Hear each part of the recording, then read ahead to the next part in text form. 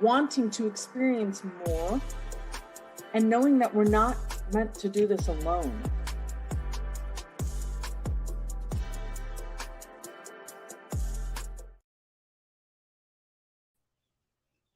Hello, everyone. Welcome to Chronicles of the High-Powered Female CEO.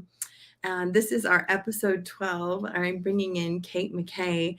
This is going to be such a special episode. Kate and I had an opportunity to meet and talk a couple of weeks ago, and we're introduced by a good friend of both of ours.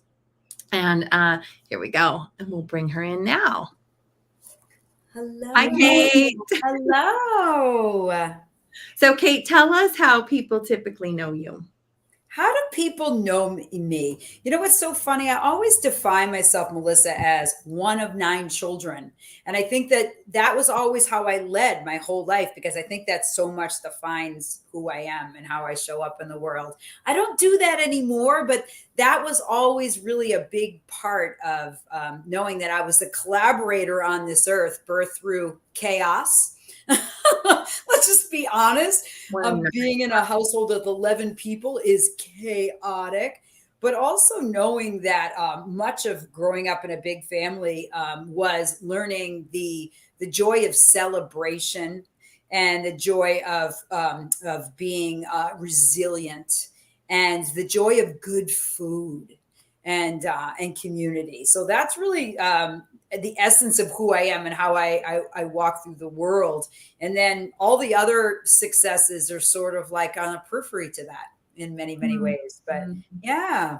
I love that. Well, do tell us, what are some of your other successes? We definitely want to know. Yeah. So thank you so much. Yeah. So, I'm the classic ADHD super achiever. I built a multi-million-dollar business from scratch, never taking a business class. I have a theater degree. In addition, I'm also, I'm a bikini competitor, as crazy as that is. Since I was 43, after I had my babies, I decided to embrace my feminine power and have been competing, I would say, for the last 15 years, because I'm now 58, in bikini competition. So that's been a significant part of me standing in my power as a woman. Growing up in a time when women didn't lift weights, and it was considered vain to take care of your body and celebrate your body. So I was always, I would have to say, primarily very different from everyone else in my life, because I was always on the edge of like what was fun and what was new and what was different. And so I'm a high performance coach. I work with men and women on achieving a life of fulfillment and success. And it's a wonderful ride. I'm also a best-selling author of Claim Your Inner Badass. And my new book, going to be released shortly, is Claim Your Inner Warrior, especially geared towards men and for women who love them. And the reason why that book is so significant to me from my heart and soul place is I've lost 2 very significant men in my life. One in 1987, my brother Matthew, who was murdered. And more recently, ironically, my brother and I lost my son at the same age, almost 5 years ago. To my son ascended on his own accord, is how his friends described his decision to finish his life here on planet Earth. So the journey through grief and still living in joy has been a process for me. And I have a deep sense of meaning around making impact and bringing joy through powerful conversation in all that I do. There is no wasted time in my day, for sure. How I feel like that's the showstopper for me is you already were a coach, you already were such a high achiever, and to go through that with your son, I just can only imagine. Again, share only as much as you want to. Yeah. But more about that, how you did that, how did you get through that? Well, what's crazy is our children choose us, and my other 2 kids are like, "Yeah, mom, like whatever." And Will honestly was the most loving, most spiritual person I ever met. He was like God he had aura. Like since he came out, he almost scared me because when he was a baby, he just like looked right through me. And I believe that, every relation has a sacred component to it. And my relationship with Will was very sacred. And the reason why I say that, and the reason why I think that grief can be, of course, horrific. And grief can also be our portal into the highest level of bliss if we choose to live in the transformation. And I am no bliss bunny. I'm a grounded kind of girl on planet Earth. So I'm certainly not airy fairy in any sense of the way, aside from having a really deep connection to spirituality. But Will was the sacrificial lamb for me, the portal into deeper understanding of what love is and was. And he wrote me a letter. He was in a Buddhist monastery. So he was on the path to be a monk. And he wrote me this letter, and he said,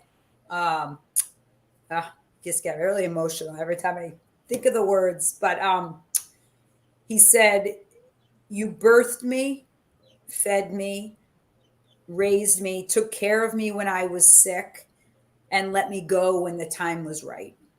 Anything that I've ever done to hurt you, I deeply regret." In our lives, we all have great teachers, and I'm just deeply grateful that you were one of them. And he concluded and said, "Everything outside of love can be transferred back to love, love that is pure and true. And I love you without measure." And so he wrote me that at age 20. He wrote me a love letter, and I knew I had that letter somewhere. And 6 months after he passed, I found it. And so, man, to know that I did right by him, that he knew, that I was able to, honestly, this is the truth. And this is why this book is so meaningful to me, is because, listen, birthing is sacred, right? And so I birthed this energy, and then I released him. So is there anything more honoring in a life than to birth and release? I simply don't know what could be more honoring for myself and also for the soul. I mean, his soul's journey. And I'm telling you, people don't get it. Melissa, I am telling you, my family of origin doesn't get it because they're still attached to the trauma of losing my brother. But listen, we're all given a karma. We're born into karma, and mine was to heal, and I was going to heal and to honor my son and honor myself. That is so beautiful. I'm speechless about that, and thank you for sharing that letter.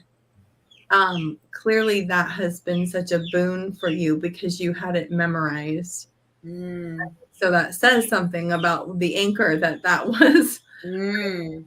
How do you feel like how did it change you, especially as a business owner, after going through that? Well, it just made made a lot of things non-negotiable. And I think that that's part of it, is that, when you become that clear that like what doesn't work and what works for you, it's almost like, oh my gosh, like I really just can't be around that energy. And so how do we make those choices to be really discerning? I think that I was jostled so much in a big family of I'm number 6 and 9, youngest girl. So my life, I was jostled, right? And I always had to maladapt to my situations. So for me to say and to hold space that like, this isn't okay for me. I am 58 and it still feels weird. But so that was just, it became like, so like, it only can be this way, Melissa. Like it was that level of clarity. And, I literally like hit the road, like in September 2020, I was vagabonding. I was living in our country, just feeling my way, going, where is my home right now? Like, where is this place that I can journey to? Because much of my life in New England was, I had put my son's ashes into the water. I rebirthed him by putting his ashes back in the water right before I left New England. And who teaches us how to do these sacred rituals? Nobody. Right. And nobody. And so that's the part that I think that has been really very moving for me. But then also realizing after we have these healthy parameters and clarity, who do we want to play with?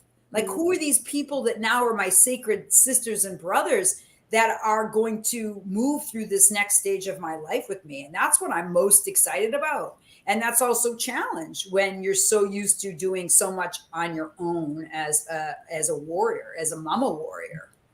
Absolutely. I love the two pieces that you just brought in.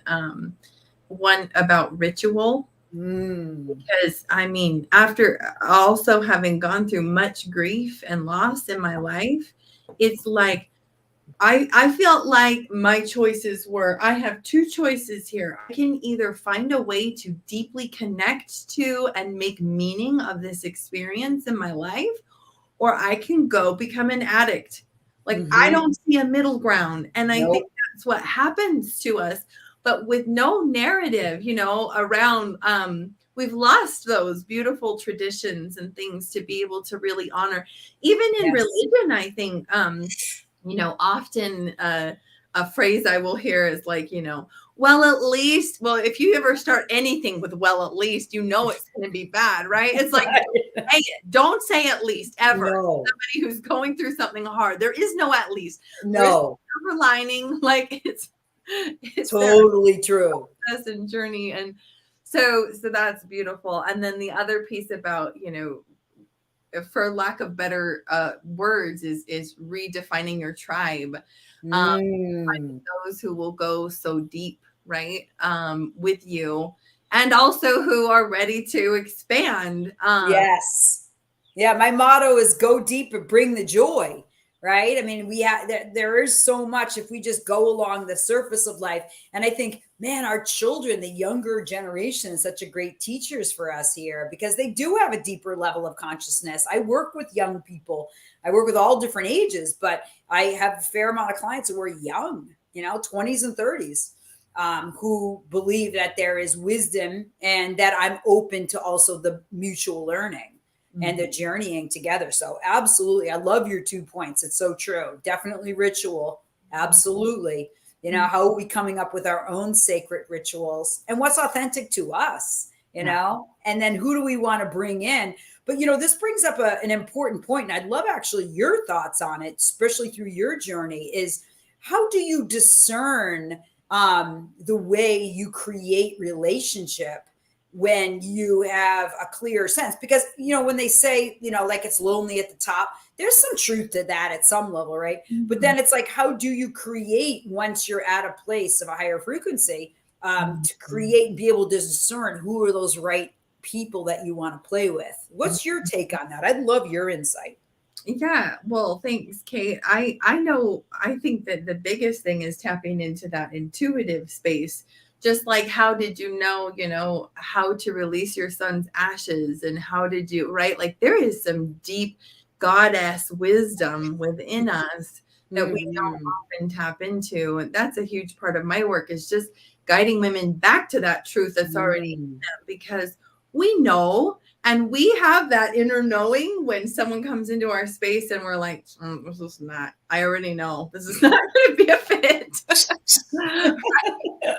But we have conditioned ourselves. I can just so imagine as a one of 9, we condition ourselves out of that voice, because it's like, well, I have to go along with what everyone else wants, or I have to make everyone else happy, or, you know, we don't want to disappoint people, like all that stuff that gets in the way. So getting back to that voice is tricky. And it's a practice that I think deserves attention every day of our lives. Totally true. And I think that's why I wrote the book for men, and why I think it's so impactful to work with men, because, you know, we need men to claim their warriorship so that we can claim our own as women, right? Because we are different, right? And I just think that it's such powerful work that if we can help men claim their power, then that releases women from having to claim powers that really don't honor who they are you know, that sacred part of women, that we are gifted.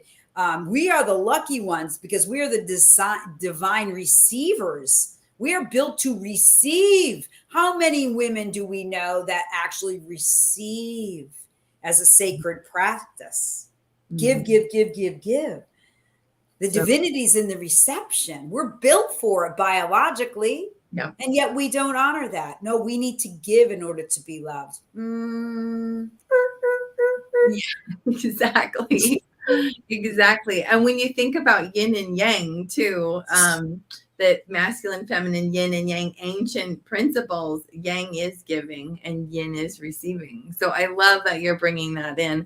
And you're absolutely right. So many of us, we have blocked that. And a lot of times it's because of traumas and things. So I just think it's such a testament to the way you have allowed your heart to be opened through the things that you've experienced, because we, so often it is those very traumas and things that happen to us that have us go, I don't want to receive anything. Like, I just got to keep my fortress up here. Right. And part of it is actually just conditioning and societal conditioning, because I know that's very true of all of the research that I've done. And obviously I've worked with a ton of women, but the research with men, and just asking a guy, so dude, what do you need? And they'd look at me like, is she kidding? What do I need? Men are so far away from actually even speaking their need. So if they can't speak their need, where does that leave us? Yeah. Are women modeling that? And so it's just, for me, it's very, very fascinating. But just to go back to I love that, the whole yin and the yang, and how do we embrace too? The other piece of it is how do we, the divine feminine isn't necessarily just this esoteric thing. It's how do we embrace the divine in our body? And knowing that in the uniqueness of our body, that, it's we're built for reception. And what does that look like in our intimate relationships that, many women are conditioned, they have to control and they parent their men. You hear that. And so what does that mean if we're actually in a place of reception? How does that make us more powerful? Right? Because vulnerability, assertive vulnerability, knowing when to say no, but still being able to say, I'm here as the receiver of love and of safety and of caring and of success and of prosperity and whatever is your mantra. But it takes a moment and a shift in belief system, despite the traumas, that to be in the place of receiving, and regardless, to slow down and to be in that place. And so many people are harried out of the present. So I feel like that you are a walking paradox and a walking contradiction. I know. Being in the bikini industry, and you're clearly super ripped, and right, is that I typically, when I see women in that space, this conversation is not existent, and these women often are what we're talking about. Yes. Stereotypically, right? Yes. Very have really exercised and utilized a lot of their masculine energy. Yes. A whole lot of that feminine energy space. And so speak to that a little bit, Kate. I love that though, because I've always had a really healthy sense of my sensuality and my sexuality, because it's it's good to receive. I've never, ever didn't have that concept. It's sex is good. Intimacy is good. Sensuality is good. Pleasure is good. And so I'm a Leo. So Leos are pleasure girls, right? So, and I'm lazy and I like to be taken care of, all these qualities. So I think even my mother, honestly, because I remember, this is a funny story. I was 14. I'm like, Mom, I can't stop eating, I'm just period, ice cream, I'm just shoving it in and whatever. And I'm stressed out. She goes, Katie, eating's a very sensual thing and you're a very sensual person. And I'm like, yeah, I am. So it was a reaffirmation that I lived in celebration through my body. And it's funny because I've heard it so much in my life, Kate, you're sexy. And I used to be like, I'm not sexy. What does that mean? Well, when we're high spirit and vibration, oftentimes spirituality looks like sexuality. but I've always had a high level of vibrancy. And when it's in a prettier package, it's going to be viewed as sexy in our society. And so that's why I wrote Living Sexy Fit as a joke, but people took it seriously because sexy is feeling alive. It's feeling vibrant. What's sexy to you? When do you feel in celebration? And I think that's what I want to model for other women, is that part of owning your power and your feminine energy is owning your sexuality and your sensuality and realizing that is a superpower that does not need to be diminished. Wow. So cool. I think that I often hear, right, a lot of coaches. I'm in conversation with coaches all the time, right? And we all are saying a lot about this positive energy, being high vibe, living in a state of gratitude. And then you're even bringing it into like the realm where I go of this, pleasure and sensuality and stuff. But I think it's easy for people who haven't experienced that to like want to like dismiss what you're saying, because it's like, yeah, but what does she know? What has she gone through? And so I just appreciate your vulnerability in this show so much, because it's like, no, like you're not just over here blowing smoke. Like you've done the work, you've lived in the trenches, and you also know what it's like to live in the truth of your fullness, of your creation. Yeah. And I think that's the thing that, people like when they look at me, and a lot of assumptions, because I've always been very enigmatic. I think people would think like, oh, she looks a certain way, she must not be smart, or she looks a certain way and she must not be very feminine, or she looks a certain way, or she acts a certain way, or she got her education here, or she built a company. I've always been enigmatic. And that's one of the things about being in a big family. And I think that I have owned that enigmatic part of myself, and I'm ready to release that and claim I am who I am. And I don't need to like basically bend or flow to what people see. I am who I am. I am strong. I am powerful. I am sexual. I am prosperous. I am vulnerable. I am heart-centered. I am, all of that I ams. And I think that's just a really important conversation. And I think that people do see that. I will never be her, right? I do that. I'm too old. I'm too fat. I'm not ever going to be successful. I'm built here to live in scarcity. And I'm here to say that was me. I didn't grow up with resources, right? I as I said, I had super high ADHD and I never fit in. I had deep self-loathing and self-doubt, because I was like, what is the matter with me? Like, why don't I fit in? And tried to mold to be, and I'm a small person, and it's like, how small can I be? How much can I dim myself? Right. And I'm not interested in dimming anymore. I'm just not. Like your energy, your aura is so like projecting. It's beautiful. Yeah. Thank you. Hasn't always been the case, peeps. It hasn't been, but it's like through great loss is triumph. So that's what I want to say to anyone who's listening, is that your struggle, the places where you view as your brokenness, are actually the openings to your most magnificent self. It's like that form of Japanese, when they replace a beautiful vase and they infill it with gold, right? Because ultimately we are most beautiful where we view ourselves as most broken. Through the loss of my son, my greatest pain is where I have the deepest inner knowing of God and love.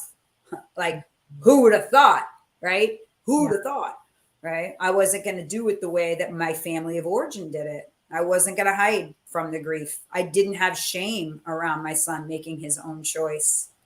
His name was Will, and he had free will.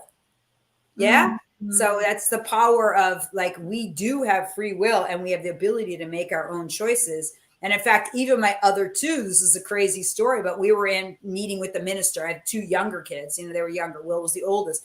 And we're in the meeting, and my kids are respectful, kind, loving people. And the minister was like, all right. And then we're going to have like a suicide talk, at the end of the service. And both John and Sophie just like both sat up like this. And they were like, no, you won't. And I was like, and they were like, no, you won't. Because they were like, they respected Will's choice. Yeah. Because Will, like, people want to assume that Will was like, I'm out of here, like life sucks. No, he ascended on his own accord, like his friend said. He made his own choice. So who are we? Why would I claim that that's my responsibility? He made his own choice. Was I a loving mom? Yeah, I have a letter to prove it. Right? And I don't know how I would feel if I didn't, like, I found that letter and I was like, oh thank God, right? Hysterical crying. But it's just like, it's one of those things, right? Are you living authentically so that you have no regrets at the end of your life? Are you living all in? This is a short rodeo. Are you loving fully? Are you letting yourself be seen? And I'm just so grateful that you've given me this opportunity to have this level of depth and honesty, and I'm willing to be seen. And I just want to say, I want to see you. I want to see anyone who's listening. Show us you. The world needs you. We need you. Oh, thank you. I have teared up so many times as you've been sharing. Thank you so much, Kate. Thank you for sharing Will with us. And we're grateful for him and his life and his journey, and you and your life and your journey. And guys, there's links above, so go follow Kate, see what she's up to. She's incredible. I'm so grateful that we've gotten to share your message with our audience, and keep an eye out for Kate's upcoming book. It's called The What Warrior? What is it again? Claim Your Inner Warrior. Just a quick story. I had this really bizarre dream, and it was Will was in the dream, and I was like, Will, like, I was like mad at him, like being like mom mad, like, how could you do this to us? Like, what the, and he like looked right at me, and he was like this close to my face, and he goes, Mom, how could you be mad at me? I've been claimed. And I woke up from my dream and I was like, what was that? Like freaked out, because I'm human. I'm freaked out. My kid's like this close to my face in a dream. And then when I typed it, of course, it's middle of night and I'm like, I have been claimed. And Google, and it's like Ephesians, New Testament. He's like, Mom, I'm with Holy Spirit. Relax. Right? So he's like, I have been claimed. Like, you're really mad at me? Like, I'm with Holy Spirit. I'm like totally good, Mom. And so I was just like, wow. So that's why I titled the book Claim Your Inner Warrior. And my best-selling book, Claim Your Inner Badass. We need to claim it, people. Claim it. Claim your goodness. And thank you so much again. And thanks for letting me share the stories and creating this sacred space. I'm deeply, deeply grateful to Melissa for allowing me to speak on your show. So thank you so very much. Thanks so much, Kate. Thanks, guys, for watching. Bye. Bye, everyone. Take good care.